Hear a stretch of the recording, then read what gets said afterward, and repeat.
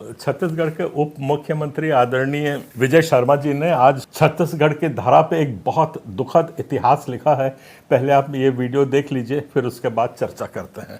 वही काम ठीक है रहे जी। हाँ, थोड़ा विवाद करत रही कोनो कोनो मन, भगवान के मंदिर में नहीं जान देवन, तब पूजा पाठ नहीं कर, ऐसे ऐसे टाइप के कुछ नहीं हो गए। भ्रमित बुद्धि कई जन के तो हमारे विकास मरकाम जी आए रही से तेन हाँ बताए इसके पूर्वोत्तर में असम, त्रिपुरा, मेघालय, नागालैंड आदि आदि राज्य में ऐसे शुरुआत करवाई गई और वहाँ कहवाए गई कि मैं हिंदू न हो ऐसे कह के, और जब का कहीं हिंदू न हो तो खर काही नहीं बाची।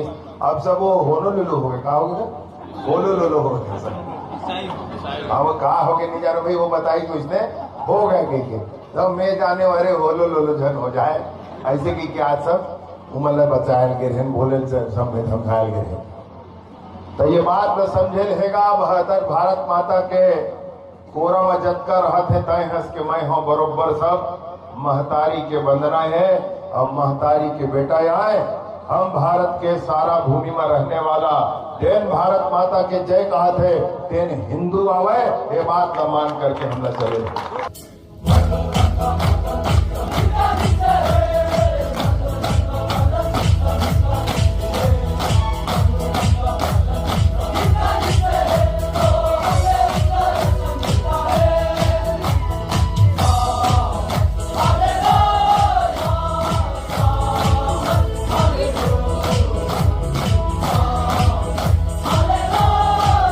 आदरणीय विजय शर्मा जी, आपने हमारे धर्म का मजाक उड़ाया है। हालेलुया जो होती है वो एक बहुत पवित्र प्रार्थना होती है जिसको हम बड़ी तन्मयता से और पवित्रता के साथ उसकी हम आराधना करते हैं। उसको आप हालेलुलू करके मजाक कर रहे हैं। आपने अपना कद दिखा दिया, आपने अपनी ओछी मानसिकता का प्रदर्शन कर दिया है।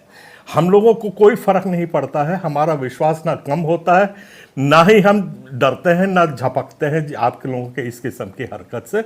आपको आपका इस किस्म का मजाक उड़ाना दूसरे धर्म का, आपको मुबारक हो, बहुत बधाई देता हूं।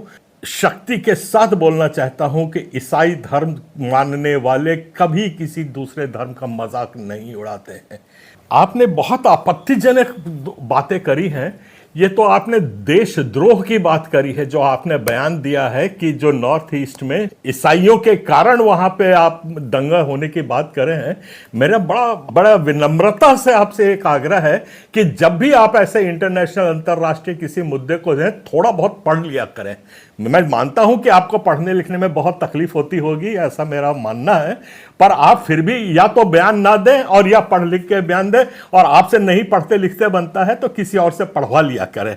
मैं आपके लिए और अपने दर्शकों के लिए ये जानकारी दे रहा हूं, इसको ध्यान से सुन लीजिए, और कहीं भी गलती है तो मेरे को आप किसी भी कटघरे में खड़ा कर देना। मैं आपको बताना चाहता हूं कि सन 1800 से इतिहास में दोहरा रहा हूं वहां के सेवन सिस्टर्स का। सेवन सिस्टर्स खाली मणिपुर नहीं है, उसमें 90% ईसाई थे सन 1800 में, और ये घट के 2011 के सेंसस में 41.3% ईसाई रह गए हैं।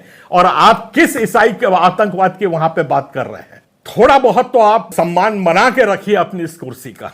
अब मैं आपको ले जाता हूं वहां जो दंगे हुए हैं, बहुत संक्षिप्त में अपने मैं बात रखूंगा, शायद आपको भी उसका ज्ञानवर्धन हो जाए। और वो ये है, एक अपनी मैती है और दूसरा है कुकी। कुकी में भी 50% ईसाई हैं और मैती जनजाति में भी 50% ईसाई हैं। इनकी जमीन की लड़ाई है, उसको आपने मोड़ दे दिया है धर्मांतर और ईसाई विरुद्ध हिंदू की। ये जो आप विभाजन की मानसिकता को लेकर हर जगह बोल रहे हैं, ये बहुत खतरनाक है देश के लिए। ये मैं आपको चेतावनी दे रहा हूं, समझा रहा हूं। जितने जल्दी आप समझ सके उतनी जल्दी ये देश बचेगा।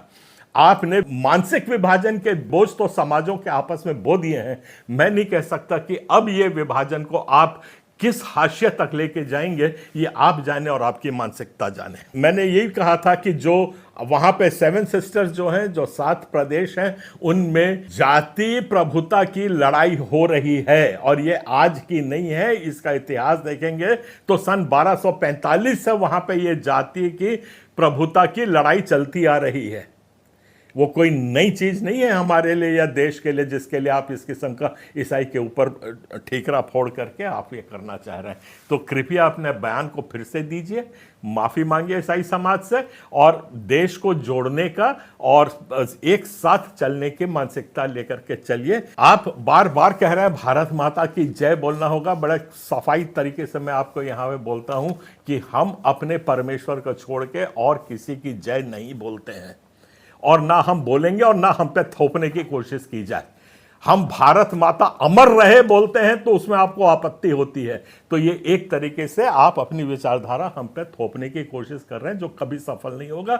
ईसाई आदमी मरने को तैयार है पर अपने विश्वास से नहीं हटता, ये आप जान लीजिए। हम भी चाहते हैं कि इस भारत की धरती पे आज हमारा लहू से भी ये सींचा गया है। आज़ादी में जो सबसे ज़्यादा अगर बढ़ चढ़ के कब भाग लिया है तो आज ईसाई लोगों ने वहाँ पे आपको आज़ादी दिलवाई है, इसमें कोई दो मत नहीं है। इतिहास अलग बात है, मैं उठा के पढ़ लेना, एंड्रूज से लेकर के जो पहले जो कांग्रेस की वो थी और महात्मा गांधी के जो राइट हैंड थे, और इन लोगों ने कैसी लड़ाई लड़ी और कितना त्याग देना, छोड़ दीजिए उस बात को। तो